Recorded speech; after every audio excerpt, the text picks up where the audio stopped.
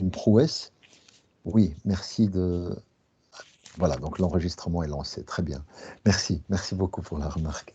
Donc, l'idée, plutôt que d'avoir deux exposés un petit peu ex cathedra avec une possibilité enfin d'exposer de questions-réponses, l'idée c'était d'avoir davantage un séquençage en trois temps qui nous permettrait de réfléchir sur trois angles spécifiques et peut-être permettre aux uns et aux autres de déjà, je dirais, réagir, réfléchir, interagir avec nos orateurs. Euh, le prétexte des deux ouvrages sur lesquels on va pouvoir revenir, je pense, en fin de séance, a permis évidemment déjà de poser un petit peu le cadrage de ce soir. Et donc, sans plus tarder, je vais proposer évidemment de partir d'abord d'un angle de perception à partir des expériences théologiques juives et chrétiennes pour réfléchir à la notion de la création. Donc mon premier moment, on aura quelques minutes pour toi, David et Benoît, à réfléchir sur la création à partir du prisme du judaïsme et du christianisme. Donc vous l'aurez compris, c'est un angle assez large qui pose un petit peu le cadre, et puis progressivement, dans le second et dans le troisième temps, nous aurons deux moments de réflexion sur l'outil théologique pour penser le monde et la réalité de la création, et puis un troisième sur la question du dialogue plutôt interreligieux, sur lequel on aura également l'occasion de revenir de manière plus conséquente sur les ouvrages d'actualité que sont les vôtres. Donc un premier moment, donc, réflexion sur la création à partir du prisme judaïsme et christianisme. Euh, alors, on ne va pas faire de tirage au sort, on va dire que ça va se faire à la spontanéité. Benoît ou David, à vous de voir. Et je propose celui qui commence la parole passe en second au prochain tournant. Donc, voilà, vous écoute avec Honneur au plaisir. judaïsme. Honneur au judaïsme, tout commence avec le judaïsme. David, Oui, oui, the ok. stage is yours. Je n'osais pas le dire. Utilisez l'argument d'autorité. Euh, alors, bon, pour commencer, je voudrais remercier euh, Benoît Bourgine d'avoir été à l'origine de cette rencontre, quand il a découvert la publication de mon livre sur la création du monde, justement. Donc, création du monde et limites du langage, qui porte spécifiquement sur ce thème dans la philosophie juive médiévale, qui est paru là en septembre. Puis remercier Hugues Dumont d'avoir ensuite mis en musique cette initiative, et puis de manière plus générale, l'école des sciences philosophiques et religieuses. Voilà, et puis je pense qu'on peut aussi saisir cette occasion pour collectivement, tous les trois enseignants, Farid, Benoît et moi, remercier Raphaël Gély pour le travail qu'il fait pour organiser ce cours à trois voix, qui est parfois un petit peu difficile à mettre en place. Voilà. Et donc tout commence avec le judaïsme, et le judaïsme commence en quelque sorte avec la création, puisque la Torah commence par le récit de la création.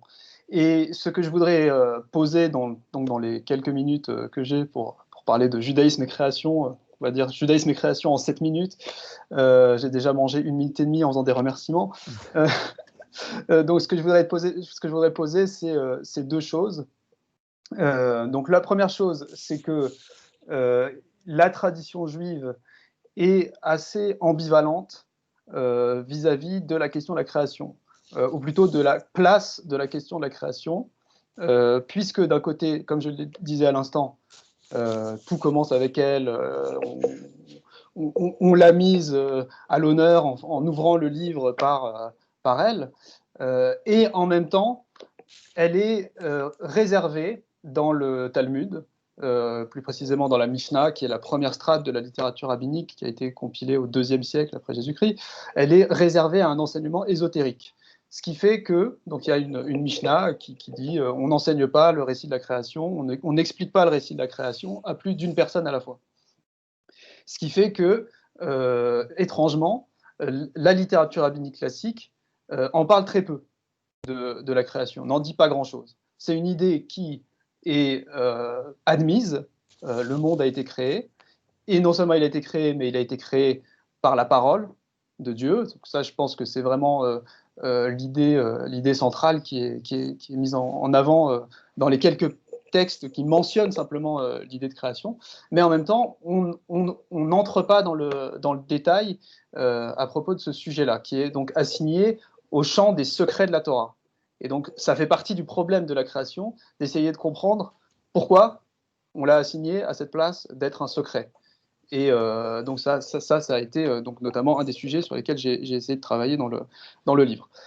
Et donc, le Talmud dit très peu de choses sur cette question, et il faut attendre le Moyen-Âge pour que deux courants du judaïsme, de la tradition juive, s'emparent de la question, justement parce qu'ils vont s'assigner pour mission de dire quelque chose des secrets de la Torah, qui avaient été en quelque sorte laissés en friche dans les bases de la tradition, dans le Talmud. Il n'y a pas une tradition qui vient saturer le champ de la création dont les médiévaux auraient hérité. Donc on a ces champs-là dans lesquels on va pouvoir déployer une pensée nouvelle et originale.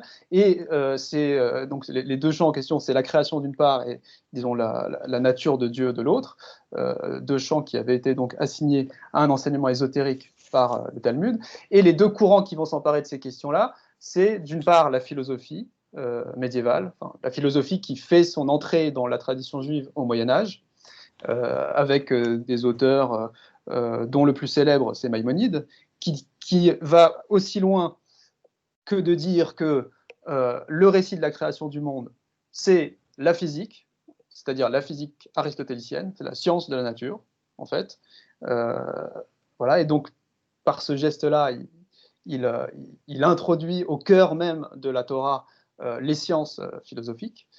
Et puis, l'autre courant qui va s'emparer de la question, c'est la mystique juive, la Kabbale médiévale, qui s'empare de la question sur la base de notamment un texte qui avait été écrit déjà à l'époque talmudique et qui est vraiment l'exception qui confirme la règle, qui est un texte très obscur et manifestement ésotérique, qui s'appelle le Sefer Yetzira, le livre de la création, qu'on date à peu près de l'époque talmudique, disons, et qui développe le thème de la création à partir des lettres de l'alphabet hébraïque, qui deviendra un thème très central de la Kabbale.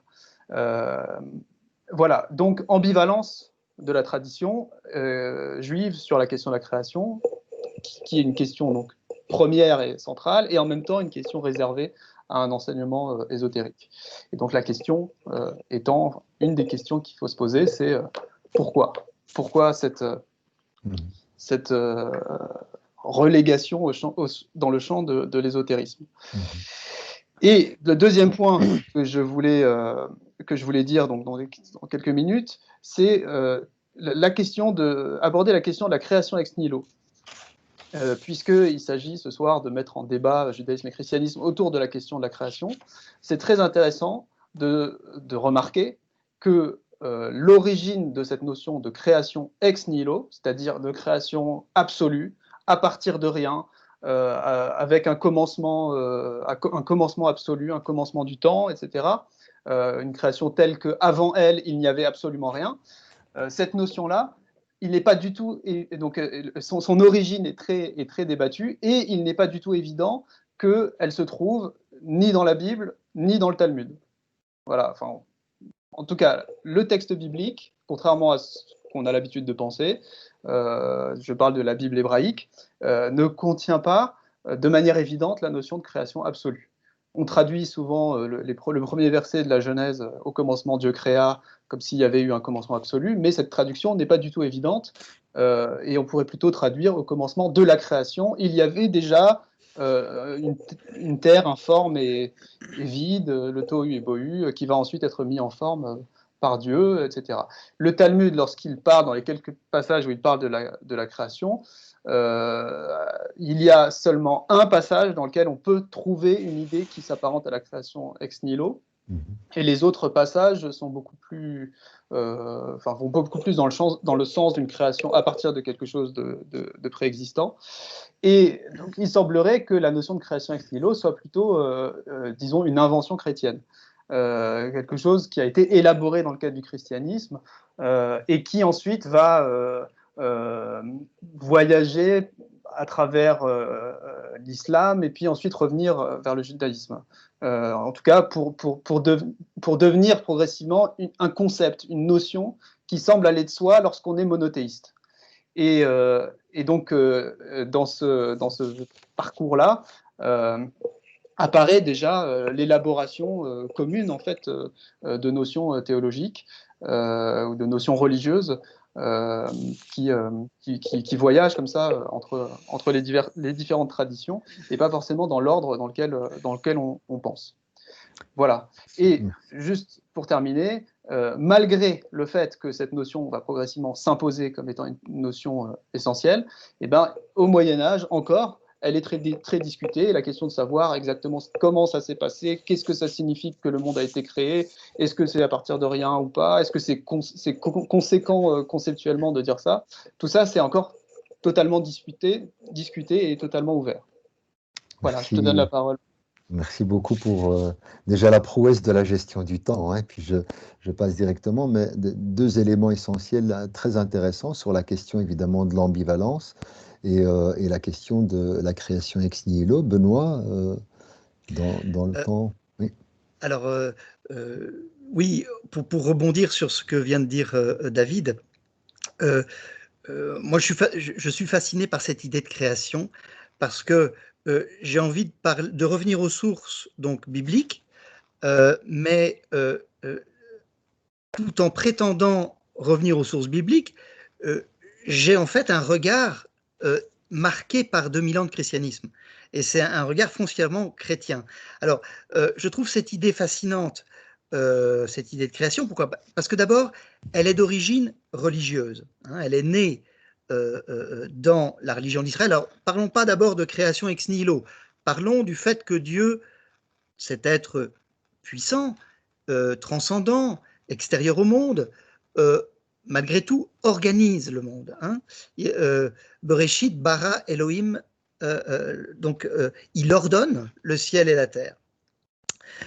Et donc une idée d'origine religieuse, mais qui n'est présente ni dans la mythologie grecque comme telle, hein, ni dans la philosophie grecque, ni non plus telle qu'elle dans les cosmogonies. Alors, bien sûr, les écrivains bibliques se sont inspirés des cosmogonies proche-orientales, et néanmoins, il dit « et cela est », et Dieu vit que cela était bon, ne se trouve pas comme formule manifestant cette seigneurie de Dieu sur tout ce qui est. Hein, donc, c'est, me semble-t-il, tout de même propre à la Bible.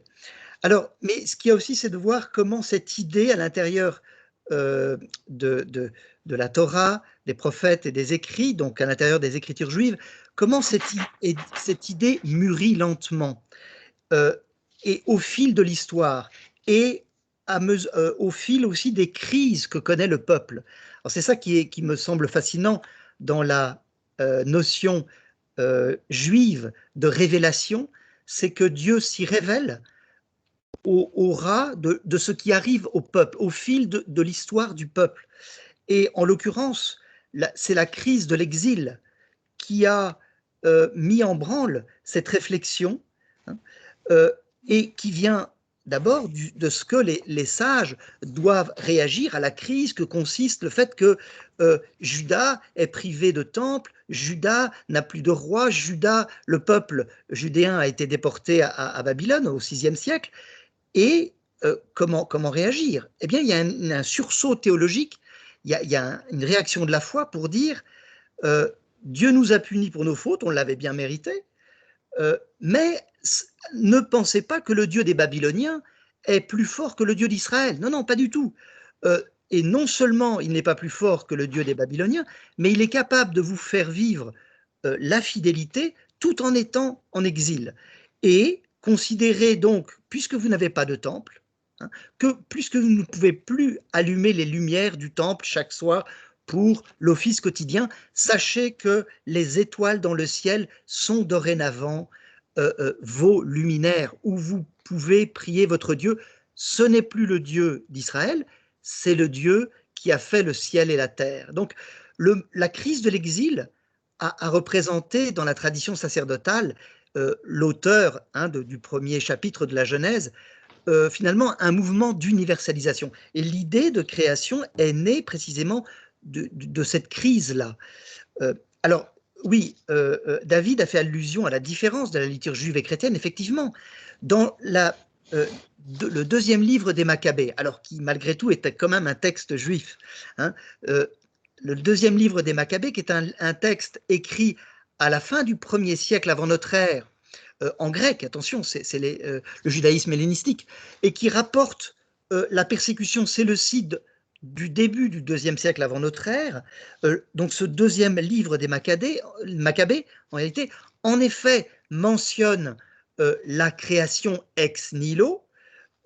C'est notamment dans la bouche de la mère d'un des martyrs de la persécution séleucide. Je cite de Maccabée 7, 28. Je t'en conjure, mon enfant, regarde le ciel et la terre et vois tout ce qui est en eux. Sache que Dieu qui les a fait de rien et que la race des hommes est faite de la même manière. Alors, ce qui est intéressant, c'est que les chrétiens vont mettre ce livre en évidence, ce livre qui n'appartiendra pas à la liste des livres retenus à la fin du 1er siècle de notre ère dans le canon juif, mais qui va être mis en avant par le christianisme. Pourquoi? Parce que la création y est mise en regard de la résurrection. Et donc c'est une lecture chrétienne, et les chrétiens parfois perdent ça de vue, mais c'est une lecture chrétienne qui met en avant l'idée de création ex nihilo, dont l'origine est interne au judaïsme, mais que le christianisme a mis comme un élément central, évidemment, à la lumière de la mort et de la résurrection du Christ. La résurrection du Christ étant conçue dans le christianisme comme une création nouvelle, c'est-à-dire réellement comme un événement d'ampleur égale. Et alors je voudrais terminer, je ne dépasse pas encore mon temps, Farid? Non, non, non. D'accord. Alors je voudrais précisément appuyer cette lecture chrétienne d'origine juive, mais que le christianisme a mis à valoriser beaucoup plus que dans le judaïsme, comme on vient de l'entendre, en disant que précisément la création n'est pas comme n'importe quel événement de l'Ancien ou du Nouveau Testament du point de vue chrétien, puisque dans la conception biblique de la révélation, ce sont des événements qui sont d'une certaine manière la médiation de la révélation. Pensons bien sûr par excellence au don de la loi au Sinaï, qui pour la tradition juive est l'événement de la révélation par excellence, mais donc un événement qui est situé dans l'histoire. Pour le christianisme, c'est bien sûr l'histoire de Jésus-Christ, sa mort et sa résurrection, le don de l'Esprit Saint, bref, des événements que l'on peut situer dans l'histoire. Et donc, ce sont des événements où nous lisons quelque chose d'absolu. Un absolu, c'est inscrit dans le tissu de l'histoire. Et ces événements sont comme des médiations de l'action divine. Alors, ce qu'il y a de propre à la création comme à la résurrection du point de vue chrétien, c'est qu'il ne s'agit plus d'événements dans l'histoire médiateurs de la révélation divine, ce sont une action divine immédiate. À la limite, ce ne sont pas des événements. La création, c'est hors de l'espace et du temps. C'est donc pas vraiment un événement en ce sens. C'est quelque chose qui est à la limite de l'histoire. De même, la résurrection, l'instauration d'un ciel nouveau, d'une terre nouvelle, est précisément cet archi-événement, si on peut dire, qui est d'une nature tout à fait différente des autres événements de la révélation. Et donc, en ce sens, c'est fascinant comme événement, parce que, et malgré tout, il faut qu'on en dise quelque chose, mais ce qu'il y a d'intéressant dans l'étude de David Lemler, donc sur ces rabbins qui parlent de cet événement de la création, c'est que précisément, ils touchent le caractère d'événement limite quand ils prennent conscience des limites du langage, et que l'impossibilité de dire cet événement est marquée par le fait que il faut le transmettre de manière, par exemple, ésotérique. Hein. Alors, à la fois, c'est paradoxal. Pourquoi? Parce que c'est aussi un événement de parole selon la Bible. Hein.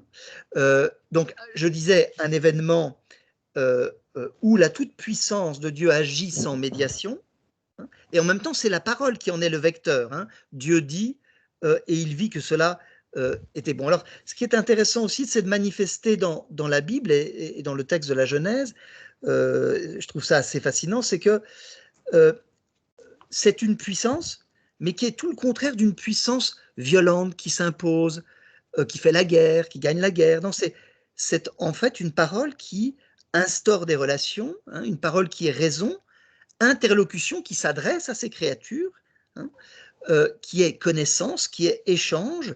Autrement dit, une parole, une puissance, hein, de Dieu, mais une puissance qui s'exerce donc dans la douceur, hein, finalement, puisque c'est la parole que l'on s'échange et qui permet la reconnaissance mutuelle, hein, dans le dialogue humain. Voilà. Donc voilà les quelques réflexions et qui marquent finalement à la fois que chrétiens et juifs, on parle des mêmes textes, mais on en parle sur dans le sillage d'une tradition qui nous les fait lire de manière quand même de manière assez différente. D'où l'intérêt en plus de cet échange et de ce débat-là, qui, voilà, partant évidemment d'un regard théologique sur la réalité de la création, on a, pour faire résonance avec l'ouvrage de David, déjà une vraie mise à l'épreuve du langage, et avec toi, à quel point le champ biblique peut ouvrir à cette question d'un vrai puits de signification. Et donc, mais peut-être pour aller sur un deuxième temps de réflexion un peu plus provoquant et réflexif sur le champ théologique, autrement dit, vous en tant que théologien en train de penser votre référentiel dans la réalité contemporaine, est-ce que le théologique est toujours pertinent pour aborder, je dirais, l'explication du réel? Autrement dit, est-ce que, elle est toujours une ressource d'interprétation pertinente, de la création? Est-ce qu'elle a encore un potentiel créatif pour dire la réalité du monde? Peut-être continuer avec toi, Benoît, et puis oui. On inverse, avec 1 minute en moins. D'accord. Je provoque, très bien. Taquine. Alors oui, bon, c'est vrai que on nous l'a rappelé récemment avec les annonces Covid du gouvernement belge, où l'idée même de célébration religieuse était non pertinente. Donc, autrement dit, le religieux n'est plus une ressource symbolique de nos sociétés, on a disparu. Hein. En tout cas, dans la parole publique. Hein. Nuançons, la Libre Belgique s'en est émue dans un éditorial récent. Ceci dit, ce qui est intéressant avec l'idée de création, là encore, c'est de voir que c'est une idée religieuse, d'origine religieuse, mais qui a une fécondité au niveau de la pensée, hein, de ce qu'elle a donné à penser. C'est assez exemplaire de la fécondité philosophique, la fécondité dans le domaine de la pensée d'une idée religieuse. Alors, on entend dans le langage courant que le dogme, c'est devenu précisément le synonyme d'un carcan de l'intelligence qui empêche de penser, qui même empêcherait de reconnaître l'évidence de la science. On voit qu'en réalité, dans l'histoire, l'idée de création, le dogme de la création, d'un point de vue chrétien, apporte un démenti cinglant à cette affirmation, qui témoigne en réalité d'une profonde ignorance des traditions religieuses, hein, et de ce qu'est un dogme en théologie. Ce n'est pas un prescrit de pensée, encore moins un interdit de pensée, c'est au contraire un guide de lecture d'une révélation, une révélation qui envoie ainsi dégager son espace d'intelligibilité.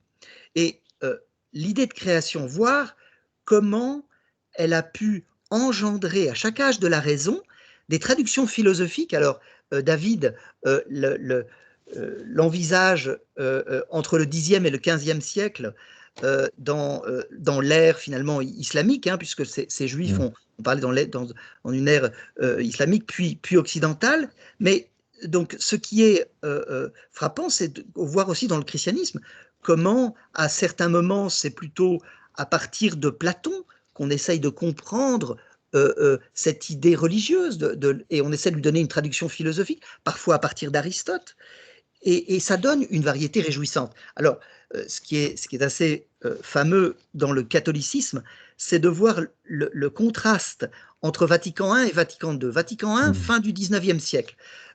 L'Église catholique, qui est une citadelle assiégée en réaction contre la modernité, s'en sert comme une idée permettant de justifier l'autorité de l'Église catholique et donc d'intimer l'obéissance. Alors, Vatican II, l'entrée de l'Église catholique dans la modernité, utilise la même idée de création, mais dans un sens tout à fait différent, pour reconnaître l'autonomie des choses créées et réellement dire combien l'Église reconnaît la légitimité de la science, de la démocratie, bref, de l'action de l'homme, parce que Dieu veut que l'homme collabore à son dessein, mais en toute autonomie. Donc vous voyez la plasticité de l'idée de création, c'est assez impressionnant.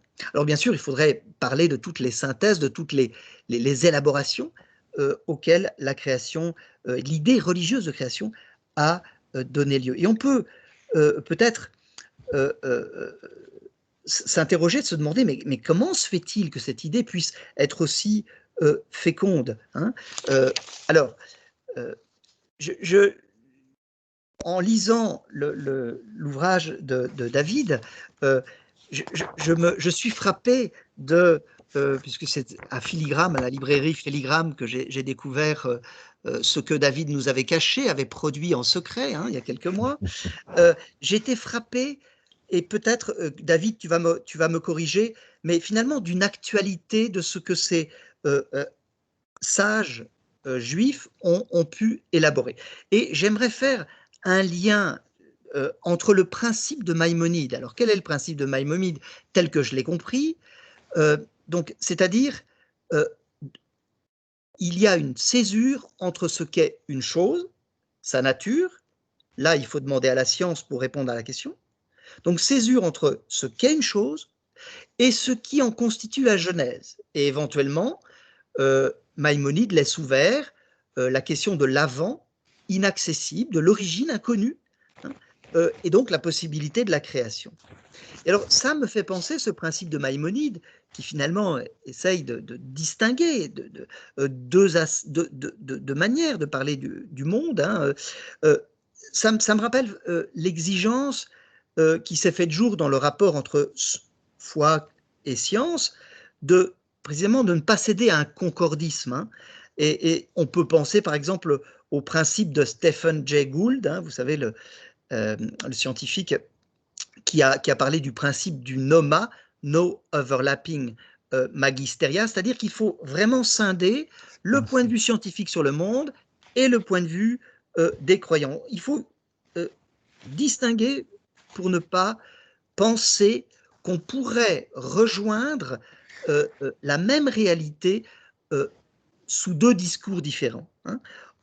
Donc, alors, en même temps, je suis conscient que nous sommes dans vis-à-vis de ces questions, dans un autre monde que le Moyen-Âge. Le Moyen-Âge, évidemment, la science n'avait pas le même poids, n'était pas devenu dans la culture aussi prégnant qu'aujourd'hui, hein, et on vit quand même une perte formidable de l'ordre symbolique, du poids de l'ordre symbolique, et néanmoins, il me semble qu'il y a moyen, peut-être, de voir l'actualité du principe de Maïmonide et de le relier à cet effort de distinguer entre un discours religieux, théologique sur le monde et un discours proprement scientifique, qui doivent, me semble-t-il, se respecter mutuellement dans leur distinction, hein, pour éviter finalement des courts-circuits qui sont juste faux, quoi. Merci beaucoup. Merci. David? Oui, alors je vais essayer d'être bref. Donc pour revenir à la question initiale de Farid, en quoi l'étude de ces textes religieux peut-elle éclairer d'une quelconque façon le monde d'aujourd'hui? Alors, je vais partir, en rester à la notion de création qui nous occupe aujourd'hui et revenir à ce que je disais tout à l'heure sur le fait qu'elle est assignée une place à la place d'un enseignement ésotérique, comme s'il ne fallait pas trop en parler, et le fait d'en parler serait quelque chose de dangereux. En fait, je pense que ce qui est en jeu, c'est ça que j'essaie de défendre dans le livre, c'est que ce qui est en jeu fondamentalement dans cette méfiance que la tradition rabbinique a vis-à-vis de dire quelque chose sur la création, c'est qu'elle met en jeu les limites du langage, c'est-à-dire la tentative, dire quelque chose de la création, c'est tenter de dire quelque chose sur le fait, non pas sur l'origine du monde, mais sur le fait qu'on puisse en dire quelque chose qui a du sens. Et c'est ça qui est essentiel dans cette notion-là. Alors Benoît, tu disais qu'on voyait dans mon livre l'actualité de ces questions. Je te remercie. Mais en toute prétention, je dirais que j'ai essayé de faire ressortir cette actualité-là en essayant de lire ces auteurs et la manière dont ils parlent de la création à partir du prisme de la philosophie contemporaine, en fait, et des réflexions de Wittgenstein sur les limites du langage. Wittgenstein a un propos dans une conférence qui s'appelle la conférence sur l'éthique, justement qui porte sur cette question de ce qu'on peut dire et ce qu'on ne peut pas dire. Et dans cette conférence, il prend un exemple, il prend à titre d'exemple de ce dont on ne peut pas parler, justement la création du monde, ou ce qu'il appelle le miracle de l'existence du monde. Et il a une très belle formule qui est que le miracle de l'existence du monde, bien que ce ne soit pas une proposition du langage, c'est l'existence même du langage. Donc on ne peut pas parler de la création parce que la création, elle met en jeu l'étonnement devant le fait qu'il y a quelque chose et qu'on puisse en dire quelque chose. Et donc on ne peut pas dire quelque chose de ce qui est la condition même du discours. Voilà. Et donc ce que met bien en lumière Wittgenstein, c'est que finalement ce sont les traditions religieuses qui prennent en charge ce problème, qui est un problème donc fondamental, qui met en jeu ce que parler veut dire. Et donc c'est peut-être les traditions religieuses, à travers la notion de création, mais à travers toute leur production symbolique et discursive, elles sont travaillées, me semble-t-il, essentiellement par cette question d'essayer d'assumer et d'explorer le fait que l'humain est doté de paroles. Et donc de répondre à la question de qu'est-ce que parler veut dire. Alors évidemment, il n'y a pas que les religions qui font ça, il y a d'autres champs de la culture, la littérature, les arts, la psychanalyse. Mais en tout cas, c'est un des champs qui le fait et qui continue à le faire parce que ce sont des traditions, donc elle continue à le faire jusqu'à aujourd'hui. Il y a des gens qui se réclament de ces traditions-là. Et c'est en même temps la question de qu'est-ce que parler veut dire. C'est une question qu'on a tendance à mettre un petit peu de côté dans le monde contemporain.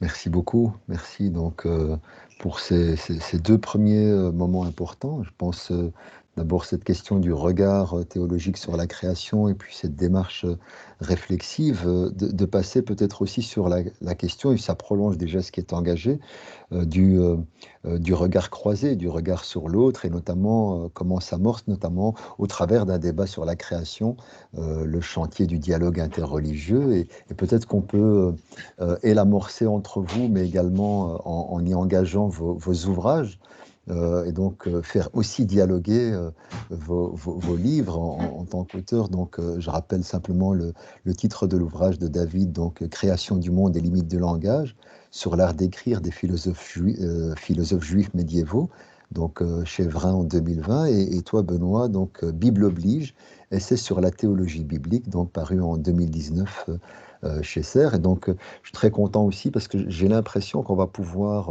même avoir un bon débat dans le temps qui nous reste, parce qu'on a gagné 4 minutes.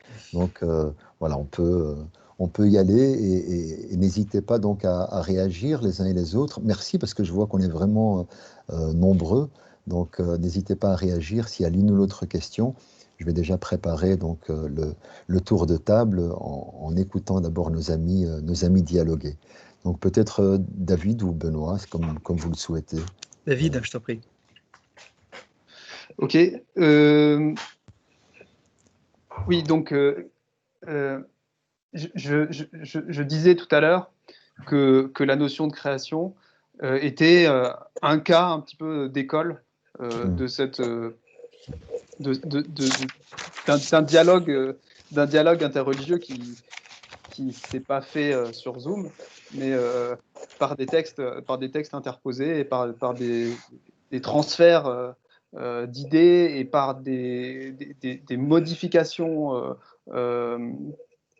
du fait du passage d'une certaine idée ou de certains textes d'une tradition à une autre, d'un système symbolique à un autre. Donc voilà, donc je disais tout à l'heure que la création, elle a fait ce parcours-là, de la Bible hébraïque, en passant par le christianisme. Alors, tu mentionnais tout à l'heure le livre des Maccabées, Benoît, à propos de l'idée de création ex nihilo. Certains discutent de la question de savoir si vraiment le texte en question parle de création ex nihilo, parce qu'on peut toujours penser que l'expression grecque renvoie à une création à partir de quelque chose. Mais en tout cas, l'idée va s'élaborer progressivement chez les pères de l'Église. Et puis ensuite, elle va donner lieu, dans le kalam en islam, à une élaboration conceptuelle vraiment très poussée, pour ensuite revenir sous cette forme-là dans le judaïsme. Et puis, donc chez des auteurs qui vont emprunter la voie du kalam, c'est-à-dire de la théologie rationnelle, puis ensuite se transformer encore chez ceux qui font de la philosophie. Voilà, donc on a une idée comme ça qui voyage entre les traditions, et il me semble que le monde d'aujourd'hui, tu as mentionné, Benoît, Vatican II, que du point de vue du dialogue interreligieux, on est dans un temps un petit peu nouveau. Alors, il se trouve que les dialogues interreligieux sont toujours, surtout en ce moment, hantés, disons, par des problèmes que pose le contexte, la religion dans un certain usage politique aujourd'hui, et son actualité qui n'est pas forcément très joyeuse, mais en même temps, du point de vue de l'histoire des religions, ou du point de vue du regard que chaque tradition peut adopter dans le monde d'aujourd'hui sur sa propre histoire, on est dans des conditions qui sont inédites, je crois, et qui sont telles que il est possible justement de reconnaître la dette que chacun doit aux autres. Et dans les dernières décennies de cette histoire, parmi les changements majeurs qu'il a pu y avoir, c'est un changement de regard de l'Église vis-à-vis du judaïsme, et en retour, une certaine remise en question au sein du judaïsme, ou de l'étude sur le judaïsme, d'une idée un peu naïve qui serait que le judaïsme existe de tout temps, parfaitement constitué, et puis qu'à un moment, il y a des formes hérétiques de judaïsme, de christianisme, puis d'islam qui vont se déployer à partir de lui.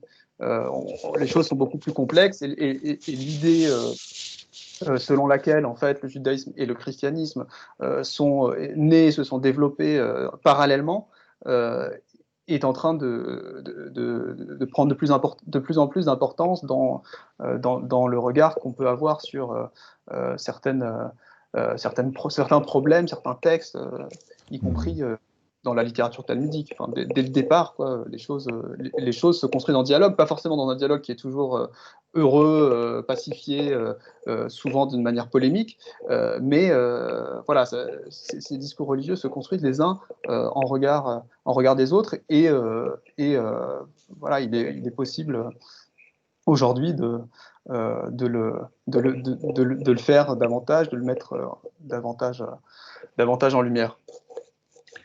Merci beaucoup. Euh, Benoît. Farid, alors j'aimerais prendre, puisque David a bien parlé du dialogue interreligieux, j'aimerais peut-être élargir au dialogue interconvictionnel plus largement, et puis peut-être essayer de mettre l'idée de création en débat avec la mentalité contemporaine, parce que finalement on vit dans un naturalisme, un humanisme séculier, c'est notre ambiance. Et j'aimerais, mais comme ça de manière un peu provocatrice, un peu polémique même, essayer de mettre l'idée de création en contraste avec trois problèmes. Premier problème, il me semble que l'idée de création, c'est d'abord l'entrée dans un régime de liberté et de personne. Contrairement à la nécessité immanente de la conception grecque de la nature ou d'autres conceptions panthéistes, dualistes, bref, c'est dire que à l'origine de tout ce qu'il y a une liberté bienveillante. Et dans la Bible, pas de création sans alliance. Je pense qu'on peut s'accorder, David et moi, là-dessus, c'est-à-dire qu'il y a un lien étroit entre la création et l'alliance. Autrement dit, liberté de Dieu, mais aussi liberté de l'homme. La réponse que l'homme est invité à apporter au don qu'il est à lui-même. Donc, et il me semble que la liberté est une valeur en danger. Je pense qu'on est prêt à sacrifier, par exemple, peut-être notre santé à notre liberté, notre survie à notre liberté. Je ne suis pas sûr que ce soit une valeur qui puisse se maintenir, me semble-t-il, sans des racines profondes telles que l'idée de création. Mais bon, voilà, c'est un peu sommaire, mais voilà. Première, me semble-t-il, actualité tout de même, l'idée de création place la liberté au centre de l'anthropologie en général. Deuxième actualité, alors là encore quelque chose d'un peu polémique, une réflexion que j'adresserai à la suite d'un Rémi Brague à l'anthropologie contemporaine, à l'humanisme contemporain. Faut-il encore avoir des enfants? C'est quand même une question qu'on entend. Faut-il encore avoir des enfants? Et finalement, la réponse est l'humanisme contemporain donne bien des raisons de vivre, mais elle ne donne pas de raisons qui feraient qu'il serait bon qu'il y ait encore des humains sur Terre. Elle ne donne pas de raison d'engendrer, de faire en sorte que la vie perdure, se perpétue. Or, l'idée de création, c'est le fait qu'un autre approuve notre existence. Sois, il est bon que tu sois. Donc, Dieu fit l'homme et lui dit, donc Dieu vit que cela était très bon. Donc, on a besoin de cette approbation extérieure. Alors, ça, c'est bien sûr du point de vue du récit religieux que je peux dire ça, mais d'autres le disent, d'autres points de vue. Je pense notamment à un Régis Debray qui parle de l'oubli, du poids du symbolique, du transcendant. Régis Debray le dit du point de vue de sa réflexion athée, il n'y a pas d'inter sans méta. Il faut une extériorité. Voilà. Alors, mais en tout cas, l'idée de création est aussi un argument puissant pour dire à la suite de Rémi Brague, attention, un humanisme qui ne serait qu'un anti-humanisme, c'est-à-dire qui ne serait que le rejet de la barbarie, c'est faible. C'est faible au point de ne pas supporter finalement l'idée qu'il serait bon qu'il y ait des humains encore sur Terre et que nous avons intérêt à faire des enfants. Troisième idée un peu encore plus polémique, et là, je risque gros. C'est que dans le récit de la création, donc le récit d'origine, et bien sûr qui ne sont pas à prendre au pied de la lettre, hein, ce n'est pas un savoir du commencement, ces premiers chapitres de la Genèse, mais bien une réserve de signes. Et justement, du point de vue de cette réserve symbolique, ce gisement symbolique, il y a la création de l'humain comme homme et femme. Hein, dans les deux récits de création différents, chapitre 1 et chapitre 2, il y a cette polarité-là, foncière, fondamentale. Alors, ici, pourquoi, pour ce que j'y vois, et bien sûr chacun a sa lecture, hein, c'est d'abord le fait qu'on est en vis-à-vis. Hein. Alors, on n'est pas d'abord homme et femme, je pense qu'on est d'abord humain. Et le texte le dit très bien, on est d'abord humain.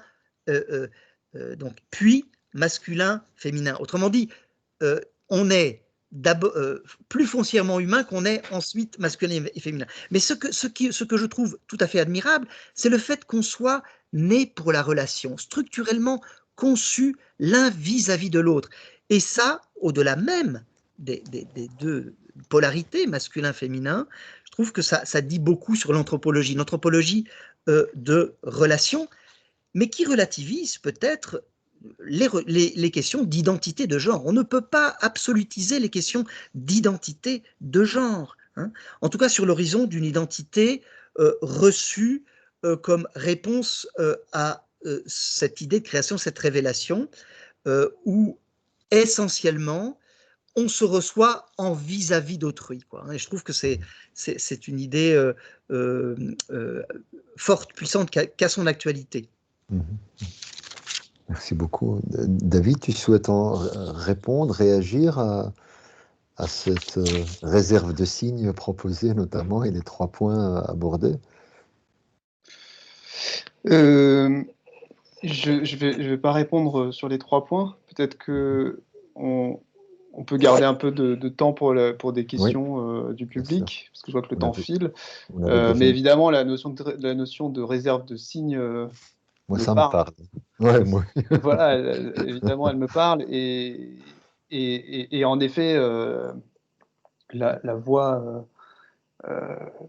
qu'on a l'habitude de voir lorsqu'il est question de la manière dont le discours religieux peut intervenir dans le monde contemporain, celle qu'on a l'habitude de voir, c'est ce que Benoît appelait tout à l'heure le concordisme, c'est-à-dire en fait la chose la plus spectaculaire dans le genre, c'est le créationnisme.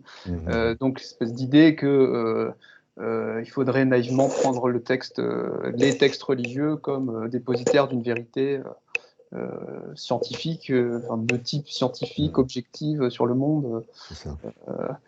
Voilà, enfin, si c'est ça qu'on va chercher dans les textes religieux, ça n'a pas beaucoup ni d'intérêt ni de sens. Et donc il faut y chercher autre chose, ce que tu appelles réserve de signes. Voilà, ça parle, ça me parle et ça parle. Nous avons le privilège d'avoir un modérateur musulman. Est-ce que ce ne serait pas le moment d'interroger Farid sur ce qui est intéressant, oui, ce qui est intéressant notamment dans le référentiel coranique qui porte sur la création, c'est de voir à quel point on a deux réalités, c'est-à-dire la question effectivement du verbe créateur, de l'explicite du texte et de cette réserve de signes qui permet toute une latitude d'interprétation, mais aussi de manière très intéressante, pas mal de silence coranique. Et là, on voit, notamment chez les exégètes classiques, une démarche d'aller puiser justement dans les réserves des expériences antérieures, et notamment dans des récits issus du judaïsme ou d'autres, pour pouvoir expliquer quelque part ou prolonger par notamment des ressemblances qui causent parfois un vrai débat polémique sur la nature même de l'interprétation à l'intérieur du référentiel coranique. Voilà, l'utilisation de toute une littérature qu'on a appelée l'Israéliyat, les récits israélites, pour notamment expliquer voilà, la question de la Genèse ou la question de la création de manière générale. Donc, c'est pour ça que c'était très intéressant le débat, le premier moment de réflexion, à quel point nous sommes dans des fausses frontières avec des vrais concepts qui voyagent et à quel point il y a des imprégnations, mais qui, encore une fois, causent des points assez sensibles. Je le dis souvent parfois aux étudiants lorsqu'on travaille sur le texte, et notamment les textes de la Genèse, à quel point nous sommes parfois des juifs et des chrétiens qui nous ignorons, hein. On ignore le degré d'influence parfois des références et parfois des greffes d'éléments qu'on ne retrouve pas dans le texte coranique. On peut parler du cas voilà, de la Genèse et de la nature même, voilà, de la question du genre, de la question du fruit interdit, la question de la mention d'Ève, etc. Tout ceci est absent dans le référentiel coranique, mais qu'on retrouve dans la charpente exégétique. Et donc là, il y a, à mon sens, un vrai chantier de réflexion à avoir aussi sur parfois des exégètes qui mettent en évidence le fait d'extirper nécessairement ce référentiel-là. D'autres disent non, du fait qu'il y a une reconnaissance du patrimoine antérieur, ils font partie, ils sont enchâssés naturellement dans nos manières de réfléchir aussi, la tradition au sens large, le rapport au livre au sens large. Et donc, oui, il y a pas mal de débats à ce propos. Oui. Mais juste, il y a une question de précision pour ne pas... qui a été posée sur la question du principe de noma. Si tu pouvais revenir là-dessus, Benoît. Oui, oui. Donc le no overlapping magisteria, c'est-à-dire que Stephen Jay Gould, qui donc bien sûr est un des grands auteurs sur l'évolution, donc indique la première étape de bonne méthode quand il s'agit de confronter le discours de la religion sur l'origine et le discours scientifique sur, par exemple, l'origine de la vie, l'évolution, et bien sûr, la théorie darwinienne de l'évolution a été l'un des lieux de friction, de confusion les plus importants. Donc, le no overlapping magisteria, c'est-à-dire chacun chez soi, on parle avec le langage religieux, on est d'un univers symbolique, mais ce langage ne peut pas croiser à aucun point d'intersection le discours de connaissance de la science parce qu'il a d'autres présupposés. Hein. Et en effet, même à l'intérieur de l'Église catholique, il y a eu des moments où on a mal perçu la distinction fondamentale à tracer entre le discours religieux et les discours scientifique. Alors bien sûr, c'est le cas des créationnismes hein, qui pensent que on ne peut tenir l'idée de la création par Dieu de l'homme et du cosmos si on accepte Darwin. Bien sûr, on parle de deux choses différentes. Mais on peut penser aussi à Pie XII qui a fait un rapprochement aventureux entre le Big Bang et la création, et l'idée de la création.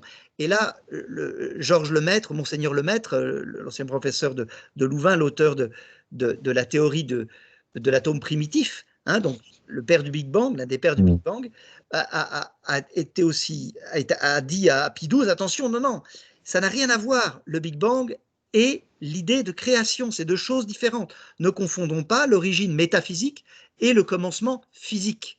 Hein, donc, no overlapping magisteria, c'est une bonne disposition de méthode pour ne pas confondre, comme les créationnistes le font, entre discours scientifique et discours religieux, parce que les fils se touchent, c'est un court-circuit de la pensée. D'accord. Nous prenons encore l'une ou l'autre question. S'il y a des réactions, oui.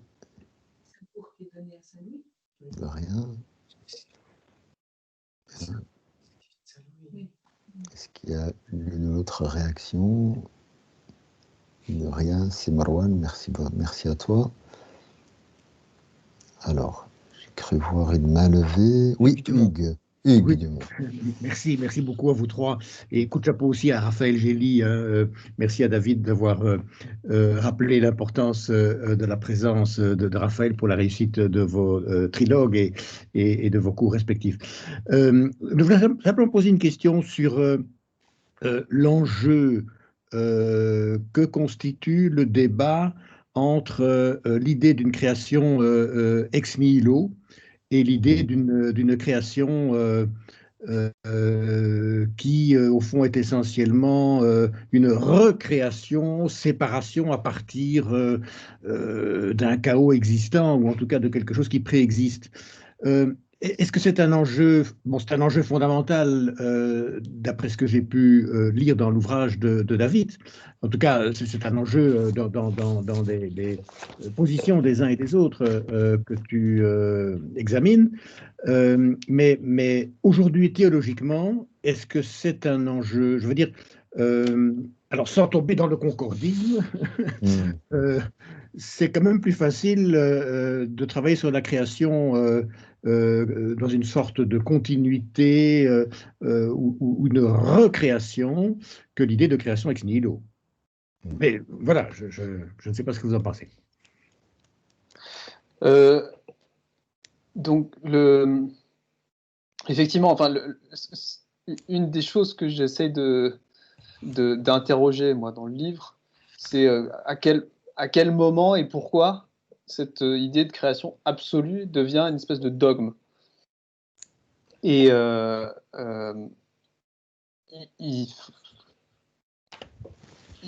la lecture qui a été la lecture habituelle de cet interdit de parler de la création, ou d'examiner de trop près le récit de la création du monde, la lecture standard, disons, a consisté à dire que si on regarde de trop près le récit de la création, on va se rendre compte qu'en fait, il y avait déjà quelque chose avant la création, et donc ça nuit à la puissance, à la toute-puissance de Dieu, à l'idée d'un Dieu tout-puissant. Parce que si il n'est pas capable de créer la matière, alors il n'est pas si puissant que ça.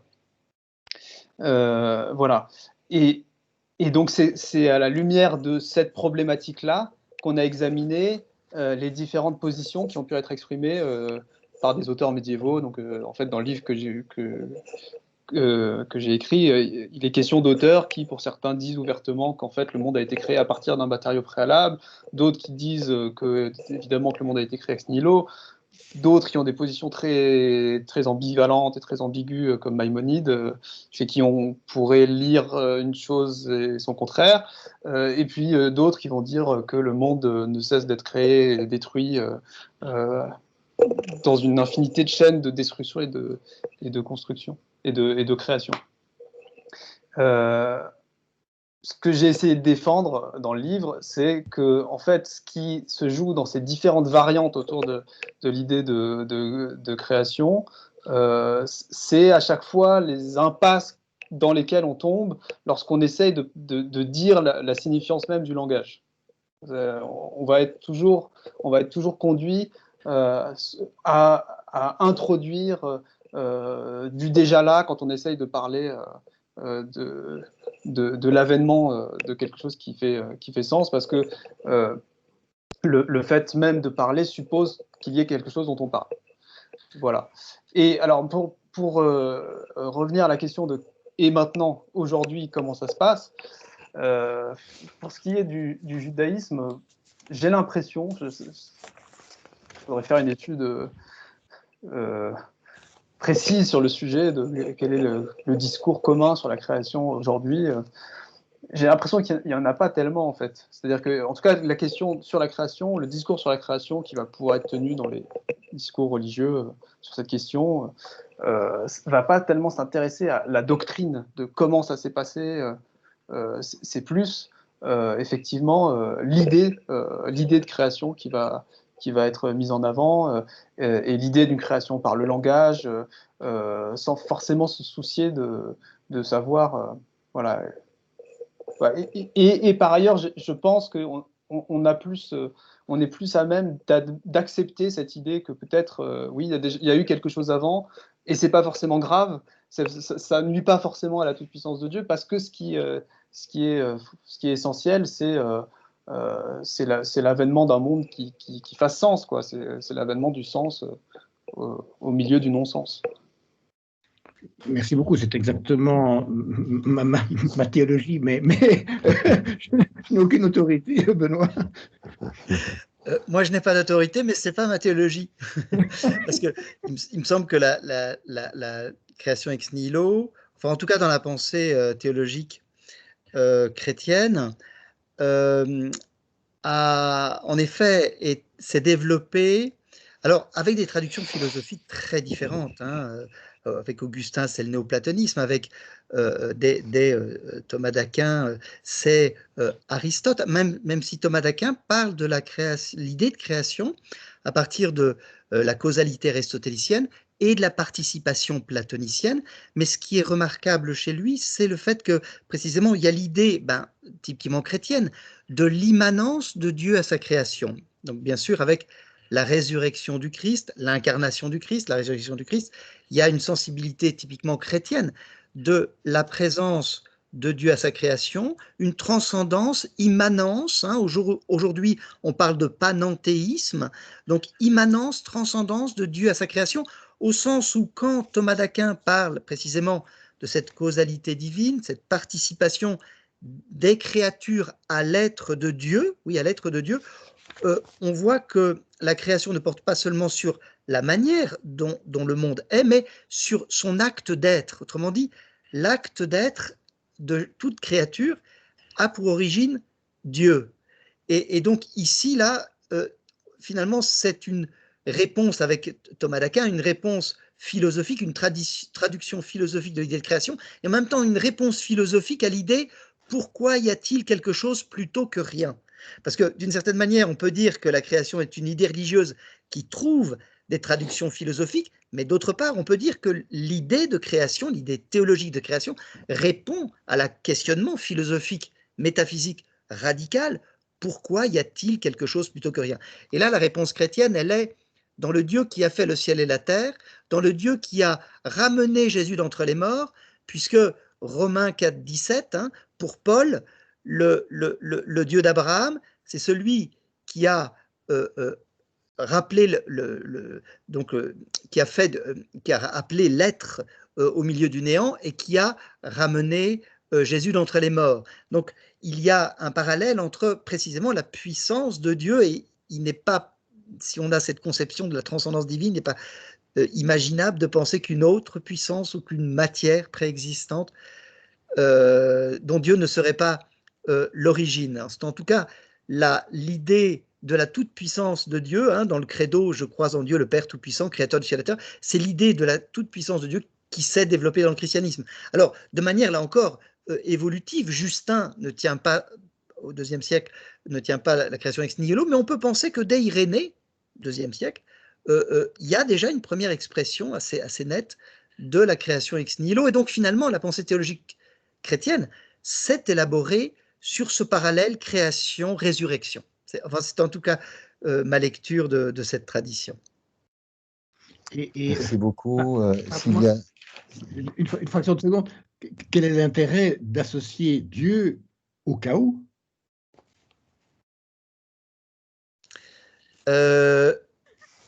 C'est-à-dire, tu peux préciser ta question?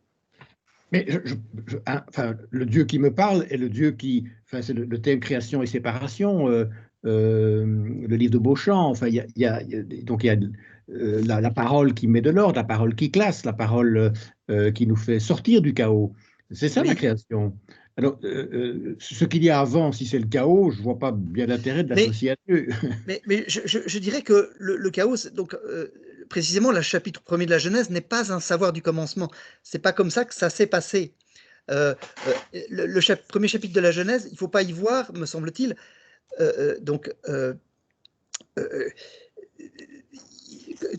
là, clairement, les écrivains bibliques sont dépendants de cosmogonies proche-orientales dans lesquelles l'ordonnancement, l'ordre du cosmos vient d'une victoire sur le chaos. Et clairement, là, il y a une influence. Mais là, tu me ramènes au texte du VIe siècle avant Jésus-Christ. On était en train finalement de parler de ce que la tradition a fait de cette idée. Alors, je dois faire comme ça là, une soustraction de quelques millénaires pour revenir. Mais en fait, quand on réfléchit à la création ex nihilo, il faut voir dans le premier chapitre de la Genèse un récit de type poétique, symbolique, de cette réalité, mais en fait, c'est pas comment ça s'est passé, mais c'est plutôt dans quelle relation tout ce qui est par rapport à Dieu. Autrement dit, c'est pas le commencement dont il s'agit, mais c'est voir l'être, tout ce qui est, euh, en relation à Dieu. Et la sagesse biblique, donc les écrits, hein, la troisième partie des Écritures juives, vont développer cette thématique-là précisément de la conscience que l'être de toute créature dépend de Dieu. Enfin, cela s'apprend dans l'expérience de l'alliance, dans les aléas de l'alliance. Et donc, le chaos, c'est juste une figure, me semble-t-il, dans un récit avec des éléments mythologiques. Il ne faut pas y voir plus, me semble-t-il. D'accord, merci. Merci beaucoup. S'il y a une dernière réaction, David et Benoît, comme conclusion ouverte, un mot, 30 secondes avant de... comme je ne vois pas d'autres questions, et puis le temps file, on est déjà hors du temps, mais c'est tellement passionnant qu'on peut se permettre. Donc, David ou Benoît, si vous souhaitez un petit mot qui permet d'ouvrir évidemment le champ à la réflexion. Il ne s'agit pas de fermer, mais d'avoir une conclusion ouverte, ce serait intéressant. David? Alors, je réfléchis. Hein. Bon, après, on n'est pas obligé. Bien, Hein. je voudrais d'abord remercier ce que je n'ai pas fait encore, l'Université Saint-Louis, de nous donner le cadre de ce Ouais, cours. vraiment. C'est vraiment un lieu vraiment privilégié. Merci à ceux qui l'ont rendu possible. Raphaël, bien sûr, au jour le jour, et Hugues Dumont. Merci beaucoup à l'Université Saint-Louis. Alors, en terminant, moi, ce qui me fascine, puisque c'était le thème de l'ouvrage, donc Bible oblige, ce qui me fascine, c'est cette manière dont un texte, par exemple celui dont on parle des premiers chapitres de la Genèse ou ailleurs quand la création est évoquée dans la Bible, la puissance symbolique, la puissance d'engendrement de pensée que constituent ces textes. C'est ça que j'ai voulu examiner. Euh, et il y a un lien entre la vie qui est en amont de ces textes, parce qu'il fallait, quel génie, n'est-ce pas, euh, et quelle foi chez ces auteurs, et cette capacité 2 millénaires après, et demi après, euh, d'en dire des choses très différentes et pourtant de se construire, de chercher chacun sa vérité. Hein. Le monde dans lequel on veut que notre existence ait du sens. Je trouve ça simplement fascinant, hein, ces textes qui continuent à nous, à nous nourrir, quoi. Hein, voilà. Et peut-être souhaiter alors d'autres échanges de ce type et avec notamment le dialogue avec l'islam de manière Avec plaisir. plus explicite, alors peut-être cette fois. Avec plaisir, avec plaisir. David? Oui, donc effectivement, dans le livre de Benoît, donc, qui s'intitule Bible oblige et qui porte sur la notion de théologie biblique, il y a un mouvement qui, moi, m'a intéressé, d'abord, on en a parlé dans la réunion de préparation, j'ai été étonné d'un certain point de vue de découvrir qu'il pouvait y avoir comme ça une tension au sein de la théologie chrétienne, en particulier catholique, entre d'un côté la théologie, une espèce de science pure du divin ou de la chose divine, et puis la Bible et son exégèse. Et ce qui est, la thèse que défend Benoît dans le livre, c'est que cette séparation n'a aucun sens, quoi, et qu'il faut absolument associer les deux, qu'on ne peut pas abstraire complètement des idées théologiques, de leur ancrage dans un texte. Et il me semble que c'est un des biais principaux par lesquels on peut entrer en discussion, qui est que celui de l'affirmation que nous avons vocation à lire des textes et à les lire alors ensemble, chacun selon sa perspective. Voilà. Là aussi, il me semble que c'est quelque chose que les traditions religieuses, en particulier des religions, des 3 religions qui sont représentées ce soir, peut porter. C'est cet impératif de lire et d'avoir un regard herméneutique sur le monde.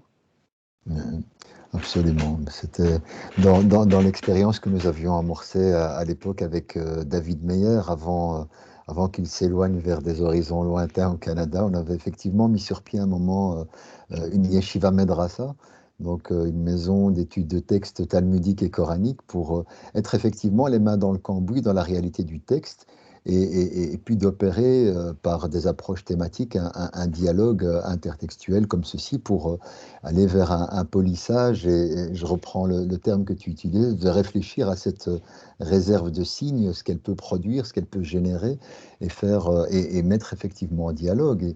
Moi, je suis tout à fait. Alors, j'arrivais peut-être comme certains avec un peu de curiosité pour me dire, cette soirée débat en 1 heure, est-ce que ça va fonctionner ou pas? Mais je suis vraiment très agréablement surpris, et par la qualité des propos dans un temps très, très limité, et puis par rapport à toute la perspective que ça met en évidence sur les possibles. J'espère qu'on vient d'inaugurer quelque chose qui va durer. Et vraiment, merci à l'École des sciences philosophiques et religieuses pour ce cadre qui est offert. Et je m'associe à mes collègues, effectivement, aussi avec Raphaël, dans un contexte, il faut le dire, par les temps qui courent, aussi très rare. Et je fais pas, je pèse mes mots. Donc un cours comme ceci à 3 voix, on nous donne vraiment une pleine confiance pour accompagner des étudiants, et je les remercie. D'ailleurs, j'en vois un certain nombre, là encore ce soir, parmi nous, malgré le cours que nous venions d'avoir avant. Donc, il y a une vraie source de motivation, et c'est des cadres prometteurs, en plus de la formation continue, évidemment, sciences religieuses islam. On a une petite pépinière là de réflexion, d'articulation, évidemment aussi, là pour le coup, des sciences humaines et sociales avec le référentiel théologique, et qui permet, à mon sens, de faire émerger de bonnes choses. Donc, il me semble que nous sommes sur la bonne voie pour continuer de cheminer ensemble dans cette réflexion. Vraiment, merci à David et Benoît, merci à toutes les personnes présentes. Et peut-être je m'effacerai en laissant Hugues conclure avec un petit dernier mot. Merci à tous, encore une fois. C'est très gentil à toi et à vous 3. Mais merci à mon tour, évidemment. C'est vraiment magnifique. C'était l'espoir que j'avais en relayant. C'est vrai, commençons par rendre hommage à Benoît. C'est Benoît qui a trouvé le livre de David Ouais. en allant parcourir les couloirs de la belle librairie Tropisme. Et puis alors, comme il avait titillé en quelque sorte David en disant, mais c'est un petit cachotier, là tu as fait un livre sans nous en parler. Alors je me suis dit, alors ça c'est une occasion à saisir. Eh bien, je suis très très heureux d'avoir saisi, et je vous promets Merci qu'il y en aura d'autres. Mille avec merci, plaisir. vraiment mille merci à vous. Merci à tous, merci. Merci Et bonne Farid, soirée merci. à tout le monde. Merci Merci. bien, Et donc ce sera enregistré, le lien sera à la disposition de tous les participants. effectivement, Merci. effectivement. Merci beaucoup. À Voilà, bientôt, très bonne à très Bonne soirée, continuation. bientôt. merci. Merci à vous. Merci Au beaucoup. revoir. Au revoir. Au revoir. Au